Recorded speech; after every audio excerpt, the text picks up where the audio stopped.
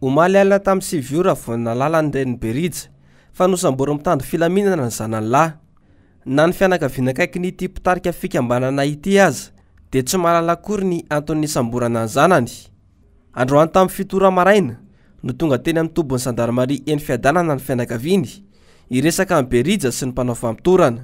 Dia za moa nangataka hoe iresaka taminy dia zareo zany tsy nanaiky fa le sakafo nentiko fotsiny zany raisindreo fa hoe miandry enquêteur zany zay vao tsy haiko hoe anaiky ve le enquêteur iresako amin'janoko sa tsy anaiky.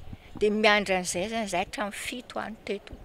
Dia mbola tsy tonga mandrakizao zany le enquêteur. Ny téléphone-nanay amin'ny 6 alina zay vao nahenonay le izy.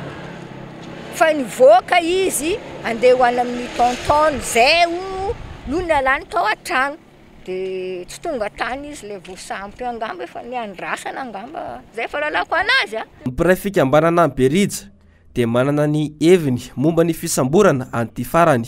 Dia kakabe izy hoe inona ny antony nanasamborana anazy hoe tsy fitovian-kevitra ara-politika ve sa hoe zavatra hafa fa mifahalalana fotsiny zany hatreto aloha zany dia hoe mety tsy fitovian-kevitra eo amin'ny ara-politika. Raha ny vaovao farany voarainy hariva teo dia natao savahao ny tranon'ny Berija teny Ambolokandrina ary tsy nahita na inona ireo mpitandro filaminana ka naneho ny fisavana ny tranony teny Itosindray.